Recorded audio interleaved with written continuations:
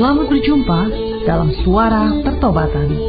Firman Tuhan hari ini disampaikan oleh Bapak Pendeta Remedi Perangin-Angin MD. Selamat mendengarkan.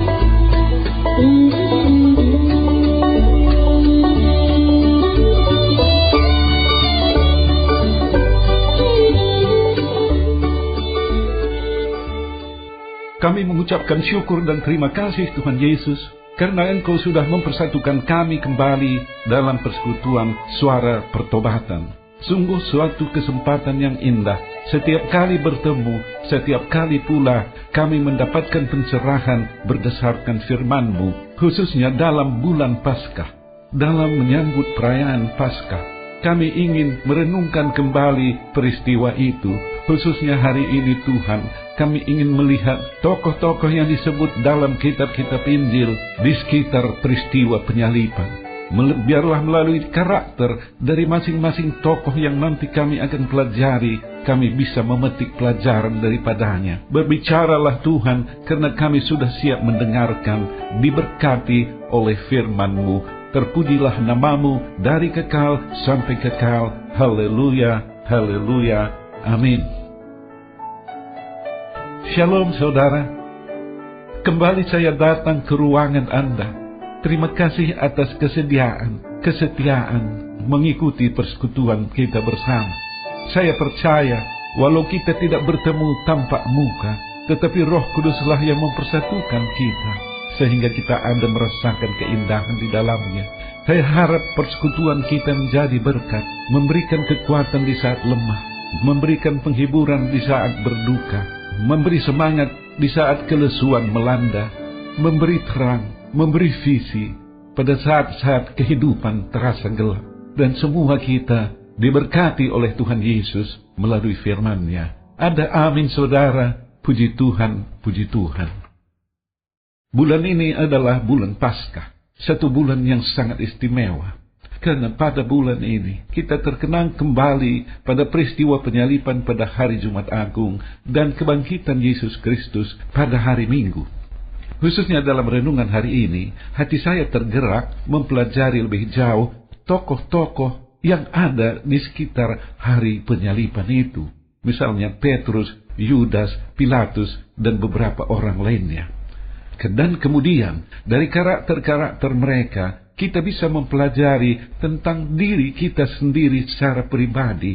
Apakah kita memiliki karakter juga yang mirip-mirip mereka? Dan apakah ada sesuatu kita bisa tarik pelajaran daripadanya untuk menyempurnakan karakter kita?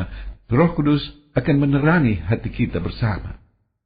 Baik, saya akan mulai dengan tokoh yang sangat terkenal, Petrus. Petrus adalah seorang murid Yesus yang temperamental, ceplas-ceplos, cepat mendengar, cepat pula bicara. Kalau bicara, sikapnya meyakinkan. Ia adalah orang kebanyakan. Tampaknya ia tidak pernah membayangkan akan menjadi seorang pelayan Injil. Sebagai seorang penjala ikan, ia adalah orang yang praktis, terampil, serta memiliki keuletan fisik. Dari cerita-cerita yang kita baca dalam kitab-kitab Injil, tampaknya ia punya kemampuan memimpin. Dalam beberapa kali peristiwa, ia tampil sebagai tokoh dalam kelompok murid-murid Yesus. Sikapnya yang temperamental tampak ketika mereka sedang melakukan perjamuan pada malam sebelum Yesus disalibkan.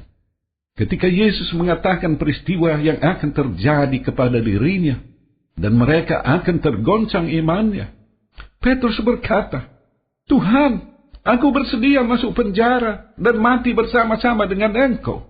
Biarpun mereka semua tergoncang imannya, aku tidak." Tetapi Yesus berkata, "Petrus, hari ini ayam tidak akan berkokok sebelum engkau 3 kali menyangkal bahwa engkau mengenal aku." Tetapi dengan lebih bersungguh-sungguh Petrus berkata, "Sekalipun aku harus mati bersama-sama engkau, aku takkan menyangkal engkau." Sesudah itu, Yesus bersama murid-murid pergi ke Taman Getsemane. Yesus berdoa di sana. Sewaktu pasukan imam besar datang untuk menangkap Yesus, Petrus menghunus pedangnya, meletakkannya kepada seorang hamba imam besar, dan memutuskan telinga kanannya. Nama hamba imam besar itu adalah Malkus. Kata Yesus kepada Petrus, "Masukkan pedang itu kembali ke dalam sarungnya, sebab barang siapa menggunakan pedang akan binasa oleh pedang. Atau kau sangka bahwa aku tidak dapat berseru kepada Bapakku supaya ia segera mengirim lebih dari 12 pasukan malaikat membantu aku?" Lalu Yesus ditangkap. Ia dibawa keluar dari tempat itu, digiring ke rumah imam besar. Petrus mengikuti dari jauh. Di malam yang dingin, di halaman rumah itu, ada orang-orang memasang api. Mereka duduk berkeliling. Petrus juga duduk di tengah-tengah mereka. Seorang perempuan melihat dia duduk dekat api. Ia mengamati mukanya, lalu berkata, "Juga orang ini bersama-sama dengan dia." Tetapi Petrus menyangkal, katanya, "Aku tidak kenal dia." Tidak berapa lama kemudian, seorang lain melihat dia lalu berkata, "Engkau juga seorang dari mereka." Tetapi Petrus berkata, "Bukan, aku tidak." Dan kira-kira sejam kemudian, ada lagi orang lain berkata dengan tegas, "Sungguh, orang ini juga bersama-sama dengan dia, sebab ia juga orang Galilea." Tetapi Petrus berkata, "Bukan, aku tidak tahu apa yang kau katakan." Seketika itu juga, sementara ia berkata, "Berkokoklah ayam," maka teringatlah Petrus bahwa Tuhan telah berkata kepadanya, "Sebelum ayam berkokok pada hari ini, engkau telah 3 kali menyangkal aku." Lalu ia pergi keluar. Hatinya hancur. Ia menangis terseduh-seduh. Inilah cerita tentang Petrus yang kita bisa pelajari dari kitab-kitab Injil. Selanjutnya, saya tampilkan pula seorang tokoh yang terkenal, namanya Yudas. Yudas Iskariot. Dari ke-12 murid Yesus, Yudas adalah murid yang paling kontroversial. Walau sudah mengiring Yesus sekitar 3 tahun, kehidupan pribadinya tidak banyak berubah. Cara berpikir, perasaan, tindakannya sama saja dengan orang kebanyakan. Ia memegang jabatan penting dalam kelompok Yesus. Ia adalah bendahara kelompok itu. Ia memang cekatan, terampil dalam mengadakan sesuatu bagi kebutuhan mereka sehari-hari. Ia juga punya koneksi yang luas berhubungan dengan banyak orang. Tetapi, ia suka menggunakan jabatan ini untuk kepentingan dirinya sendiri. Sebagai seorang bendahara, tentu ia tidak sukar melakukan sesuatu bagi kepentingan dirinya. Misalnya, kalau ia beli barang dengan harga katakanlah 80, bisa dicatatkannya sebagai 100. Selisih yang 20, ia masukkan ke sakunya. Ketika Yesus berkunjung ke Betania, tempat tinggal Lazarus yang dibangkitkan Yesus dari antara orang mati, di situ diadakan perjamuan bagi Yesus. Di sana ada Marta yang melayani. Dalam pertemuan itu, Maria mengambil minyak narwastu murni yang mahal harganya, lalu meminyaki kaki Yesus dan mengalusnya dengan rambutnya. Wewangian itu memberi bau semerbak di seluruh rumah. Melihat hal ini, Yudas berkomentar, "Mengapa minyak narwastu ini tidak dijual 300 dinar dan uangnya diberikan kepada orang-orang miskin?" Yohanes yang menyimak ucapan Yudas ini mencatat dalam kitab Injilnya pasal 12 dan mengatakan bahwa hal yang dikatakan Yudas bukan karena ia memperhatikan nasib orang-orang miskin, melainkan karena Yudas adalah seorang pencuri. Ia sering mengambil uang yang disimpan dalam kas yang dipegangnya. Pada peristiwa itu Yesus berkata kepada Yudas, "Biarkanlah Maria melakukan hal ini, mengingat hari penguburanku. Karena orang-orang miskin selalu ada padamu, tetapi aku tidak akan selalu ada pada kamu." Dalam perjamuan makan malam terakhir, Yesus berkata, "Aku tahu siapa yang telah kupilih, tetapi haruslah genap nas ini. Orang yang makan rotiku telah mengangkat tumitnya terhadap aku. Aku berkata kepadamu, sesungguhnya seorang di antara kamu akan menyerahkan aku." Pada waktu itu, Yohanes duduk di sebelah kanan Yesus. Petrus memberi isyarat kepada Yohanes untuk menanyakan siapa orang yang dimaksudkan Yesus. Yesus menjawab, "Dialah itu yang kepadanya aku akan memberikan roti sesudah aku mencelupkannya." Sesudah berkata demikian, Yesus mengambil roti, mencelupkannya, dan memberikannya kepada Yudas Iskariot. Sesudah menerima roti itu, Yudas kerasukan iblis. Yesus berkata kepadanya, "Apa yang hendak kau perbuat, perbuatlah dengan segera." Tetapi murid-murid tidak memahami apa yang dikatakan Yesus. Yudas menerima roti itu, lalu segera pergi menghilang di kegelapan malam. Dalam hati Yudas sudah bulat tekad untuk menyerahkan Yesus kepada imam-imam kepala. Ia menemui mereka dan bertanya, apa imbalan yang akan diperolehnya kalau ia menyerahkan Yesus? Dan para imam itu setuju membayar 30 uang perak kepadanya. Mulai saat itu, Yudas mencari kesempatan yang baik untuk menyerahkan Yesus. Pada malam yang sama, seusai perjamuan makan, Yesus membawa murid-muridnya ke Getsemani, sebuah tempat di Bukit Zaitun. Di sini, ia berdoa sampai 3 kali, mempersiapkan dirinya menghadapi peristiwa luar biasa yang akan dialaminya. Ia menyampaikan doa yang terkenal, "Ya Bapakku, jikalau sekiranya mungkin, biarlah cawan ini lalu daripadaku, tetapi janganlah seperti yang ku kehendaki, melainkan seperti yang Engkau kehendaki." Beberapa waktu kemudian, datanglah Yudas bersama rombongan orang yang membawa pedang dan pentung. Mereka adalah orang-orang suruhan imam-imam kepala. Yudas memberitahukan tanda ini kepada mereka. "Orang yang akan kucium itulah Yesus, tangkaplah dia." Dan segera ia maju mendapatkan Yesus dan berkata, "Salam Guru," lalu mencium dia. Tetapi Yesus berkata, "Hai teman, untuk itukah engkau datang?" Maka majulah rombongan yang datang itu memegang Yesus dan menangkapnya. Yesus dibawa ke majelis agama dan selanjutnya diserahkan kepada Pilatus. Yesus akhirnya mendapat vonis hukuman mati. Sesudah Yudas melihat Yesus dijatuhi hukuman mati, menyesallah ia. Lalu ia mengembalikan uang yang 30 perak itu kepada imam-imam kepala dan berkata, "Aku telah berdosa karena menyerahkan darah orang yang tak bersalah." Tetapi imam-imam itu menjawab, "Itu bukan urusan kami, itu urusanmu sendiri." Yudas melemparkan uang perak itu ke dalam bait suci dan pergi dari sana menggantung diri. Saudara yang dikasihi Yesus Kristus, apa sebenarnya motif Yudas? Latar belakang Yudas menyerahkan Yesus kepada orang-orang yang membencinya. Kalau sekedar 30 uang perak, kenapa ia bunuh diri sesudah ia memperolehnya?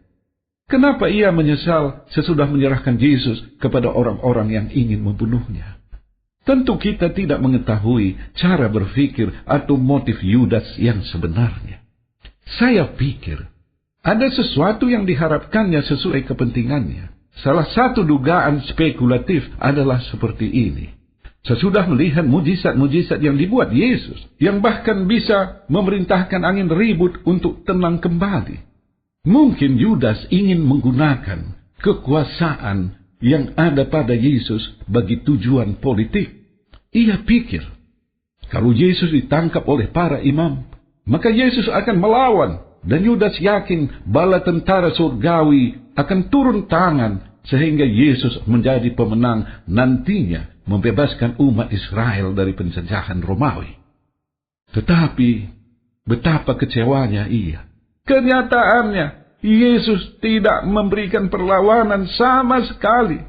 Yesus seperti anak domba yang dibawa ke pembantaian.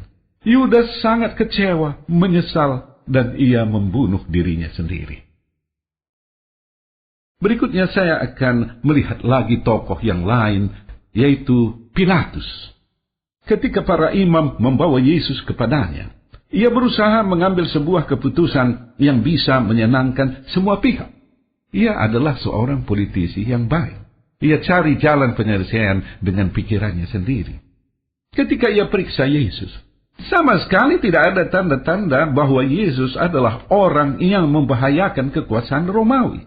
Yesus mengakui bahwa ia seorang raja Tetapi kerajaannya bukan dari dunia ini. Tidak bersangkut paut dengan usaha memberontak atau menggulingkan pemerintahan Romawi. Semakin lama ia berbicara dengan Yesus, semakin hati nuraninya mengatakan, Yesus tidak bersalah. Timbul keinginan, ingin membebaskan Yesus.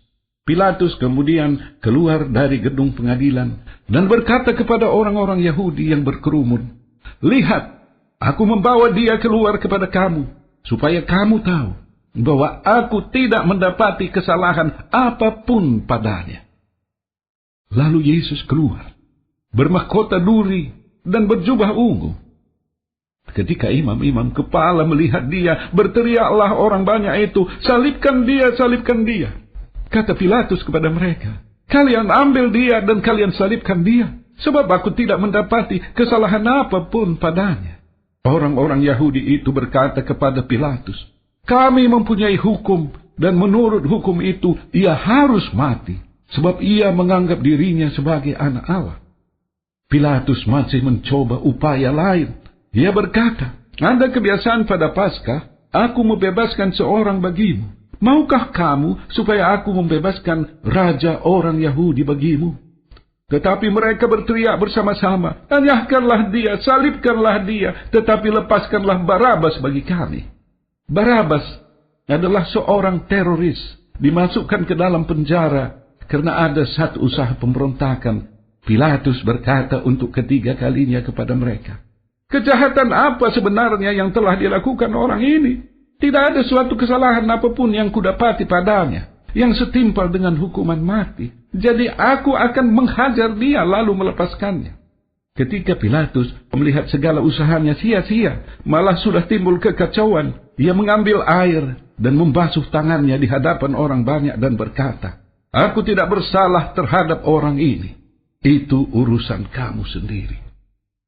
Lalu ia membebaskan Barabas bagi mereka. Tetapi Yesus dicambuknya, lalu diserahkan untuk disalibkan.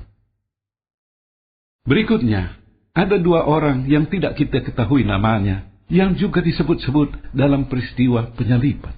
Mereka itu adalah kedua penjahat yang disalibkan bersama dengan Yesus. Kedua penjahat ini disalibkan, seorang di sebelah kanan dan seorang di sebelah kiri Yesus. Seorang dari penjahat yang digantung itu menghujat Yesus, katanya, "Bukankah engkau adalah Kristus? Selamatkanlah dirimu dan kami." Tetapi penjahat yang lain menegur dia, katanya, "Tidakkah engkau takut juga tidak kepada Allah, sedang engkau menerima hukuman yang sama? Kita memang selayaknya dihukum, sebab kita menerima balasan yang setimpal dengan perbuatan kita. Tetapi orang ini tidak berbuat sesuatu yang salah." Lalu ia berpaling kepada Yesus dan berkata, "Yesus, ingatlah aku apabila engkau datang sebagai raja." Pada saat itu juga Yesus menjawab, "Aku berkata kepadamu, sesungguhnya hari ini juga engkau akan ada bersama-sama dengan aku di dalam Firdaus." Apa yang indah saya lihat di sini, saudara, bahwa pada saat-saat terakhir ini juga ada sebuah peristiwa pertobatan. Pertobatan seorang penjahat yang menyadari tingkah laku perbuatannya yang berdosa dan bersalah, dan ia percaya kepada Yesus Kristus. Pada saat-saat terakhir di kayu salib ada peristiwa keselamatan bagi seorang berdosa. Saudara-saudara yang dikasihi Yesus Kristus, ada dua orang tokoh lagi yang saya ingin ceritakan dalam kesempatan ini. Yusuf dari Arimatea dan Nikodemus. Yusuf dari Arimatea adalah anggota Sanhedrin, anggota dari majelis agama. Ia berbeda pendapat dengan rekan-rekannya pada waktu persidangan. Ia tidak setuju dengan putusan dan tindakan majelis. Ia adalah orang yang sudah mendengarkan pemberitaan Yesus dan percaya kepadanya. Ia adalah murid Yesus, tetapi hal ini dilakukannya secara rahasia karena ia adalah anggota aktif dari majelis agama. Sebagai seorang tokoh, ia kenal dengan Pilatus. Ia datang menghadap Pilatus dan meminta untuk memakamkan mayat Yesus. Sesudah ia menurunkan mayat itu pada malam hari, membungkusnya dengan kain kapan dari kain lenan yang putih bersih. Ia membaringkannya di dalam sebuah kubur yang baru, yang digalinya di dalam bukit batu. Sesudah menggulingkan batu besar ke pintu kubur, pergilah ia. Tokoh lain yang sama seperti Yusuf Arimatea adalah Nikodemus.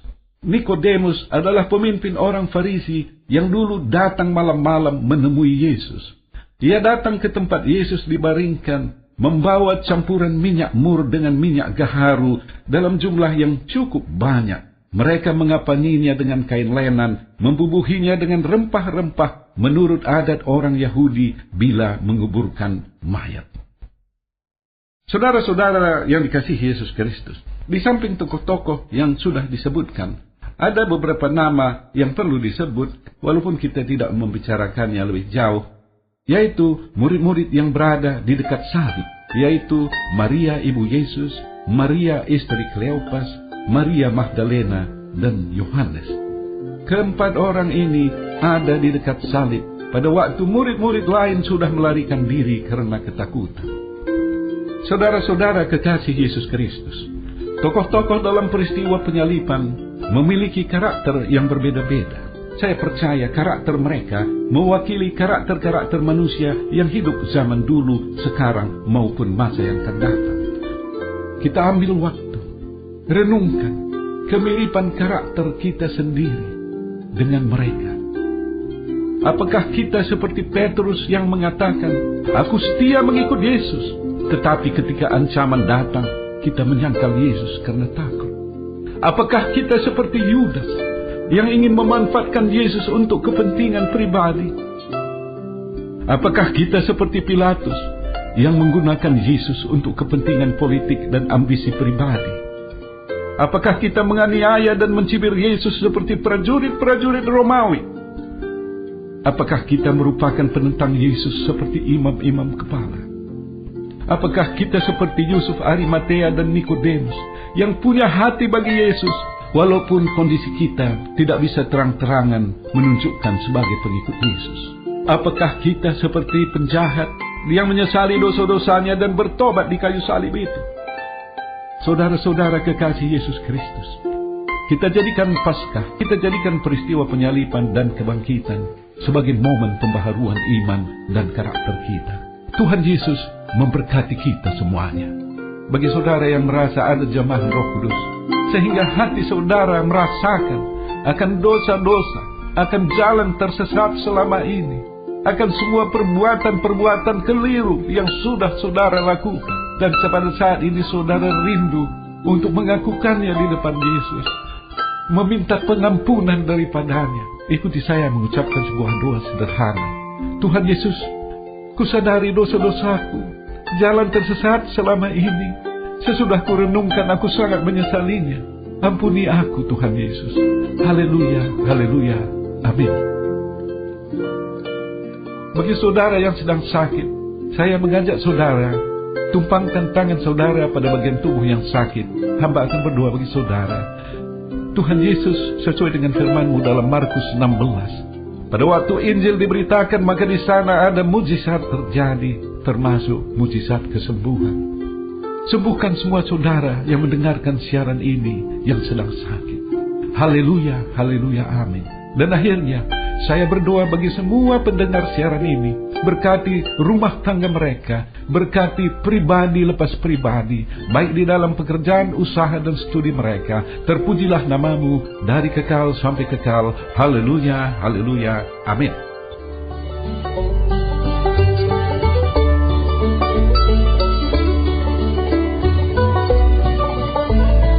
Kita sudah mendengarkan firman Tuhan yang disampaikan oleh Bapak Pendeta Remedi Prangin Angin MD. Pendengar dapat mengirimkan pokok-pokok doa kepada Suara Pertobatan, alamat email suarapertobatan@gmail.com, suarapertobatan@gmail.com, SMS atau telepon di pesawat 021 7005 8400, 021 7005 8400. Sampai jumpa pekan depan pada hari dan jam yang sama. Tuhan Yesus memberkati.